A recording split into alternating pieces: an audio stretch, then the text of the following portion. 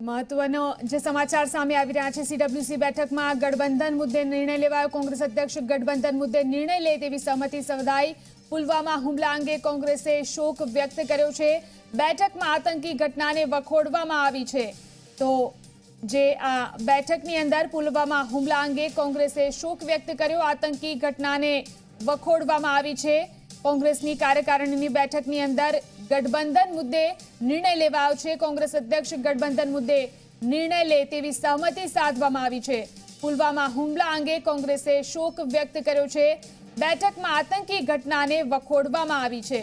તો કોંગ્રેસની કાર્યકારિણીની બેઠકની અંદર જે ઠરાવ કરવામાં આવ્યા છે તેની ઉપર આપણે નજર કરી રહ્યા છે। મનમોહન સિંહે એક નિવેદન કર્યું છે, લોકોને યુપીએ સરકારે કરેલા કામો બતાવવાની જરૂર છે। મોદી સરકાર ખોટો પ્રચાર કરી રહી છે।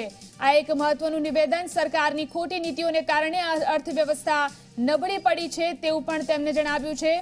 તો સોનિયા ગાંધીએ કહ્યું છે, દેશના હિત સાથે બાંધછોડ કરી અને રાજનીતિ થઈ રહી છે।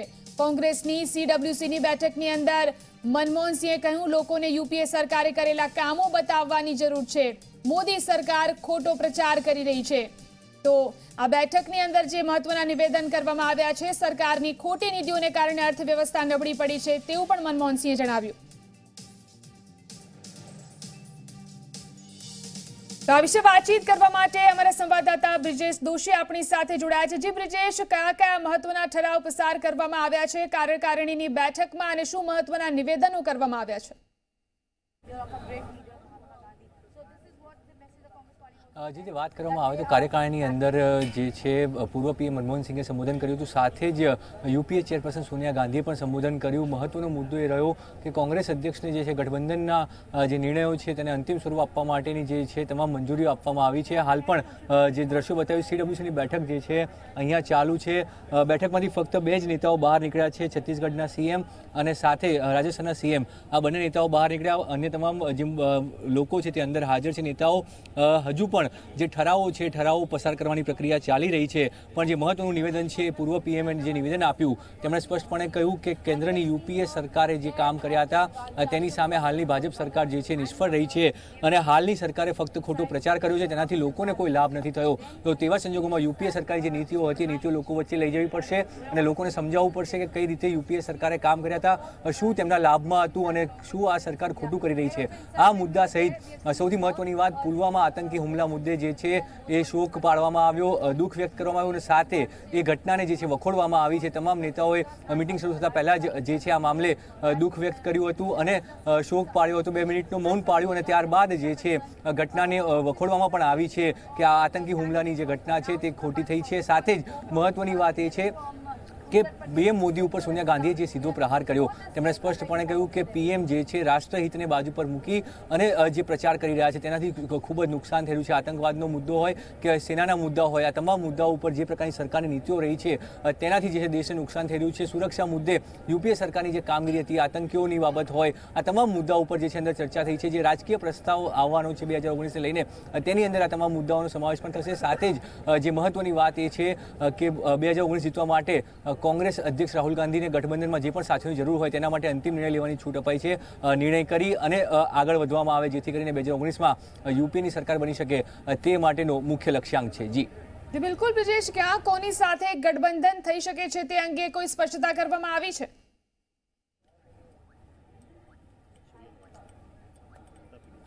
જે રીતે વાત કરવામાં આવે તો ગઠબંધનને લઈને સ્પષ્ટતા નથી કરવામાં આવી, પણ વાત એ કરવામાં આવી છે કે જે રીતે યુપીમાં ગઠબંધન લઈને નિર્ણય અટક્યો હતો, તો તે નિર્ણય હોય કે પછી અન્ય મુદ્દાઓ હોય, જે પણ રાજ્યોમાં ગઠબંધન બાકી છે તે ગઠબંધનો ઉપર ફટાફટ નિર્ણય કરવામાં આવે અને તે નિર્ણય માટે કોંગ્રેસ અધ્યક્ષને જે છે સહમતિ અપાઈ છે કે તેઓ પોતાનો નિર્ણય લઈ લે। જે પણ નિર્ણય હશે પક્ષના તમામ લોકોને માન્ય હશે અને તેનાથી જે છે મહત્વની વાત એ છે કે જે સાથી વિચારસરણીવાળા, જે સરખી વિચારસરણીવાળા પક્ષો છે તેઓ એક થાય તેના ઉપર ચોક્કસ ભાર મૂકવામાં આવ્યો છે અને એટલા માટે ગઠબંધન લઈને નિર્ણય કરવાની છૂટ આપવામાં આવી છે। મુખ્ય ધ્યેય છે કે 2019ની ચૂંટણીમાં યુપીએ સરકાર ફરી કેન્દ્રમાં આવે અને તે માટે બનતા તમામ પગલાં ભરવામાં આવે।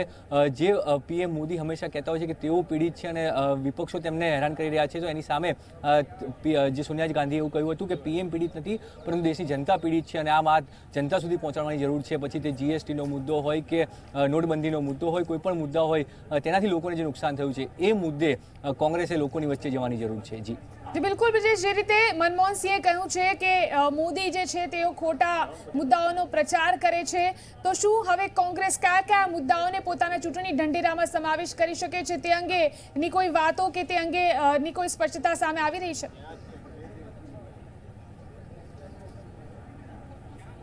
બિલકુલ તે અંગેની જે વાતો બહાર આવી છે તેની અંદર વાત કરવામાં આવી છે યુપીએ સરકારે જે કૃષિ ક્ષેત્રે જે કામ કર્યું હતું, ખેડૂતોના મુદ્દા હોય, ખેડૂતોની દેવા માફી હોય, આ મુદ્દે જે કામ થયું હતું એ તમામ મુદ્દાઓની વાત મનમોહન સિંહે રજૂ કરી હતી. બેરોજગારીનો મુદ્દો છે, યુવાનોને જે રોજગાર આપવામાં કેન્દ્ર સરકાર નિષ્ફળ રહી છે, આ મુખ્ય મુદ્દો બની શકે છે. ખેડૂતો અને યુવાઓને બેરોજગારી, આ બે મુખ્ય મુદ્દા ઉપર જે છે કોંગ્રેસ ફોકસ કરી રહી છે. કોંગ્રેસ એને ધ્યાનમાં રાખી અને આગળ વધી રહી છે. એ જ વાત આજના પ્રસ્તાવમાં પણ કોંગ્રેસનો જે પ્રસ્તાવ છે તેમાં આવશે. જી બિલકુલ, અમારી સાથે જોડાયેલા રહેશો, આગળ પણ અપડેટ્સ લેતા રહીશું. તો કાર્યકારિણીની બેઠકની અંદર મહત્વના નિવેદનો સોનિયા ગાંધી, મનમોહન સિંહ દ્વારા કરવામાં આવ્યા છે. હજુ પણ આ બેઠક ચાલી રહી છે અને ઠરાવ પસાર કરવામાં આવી રહ્યા છે.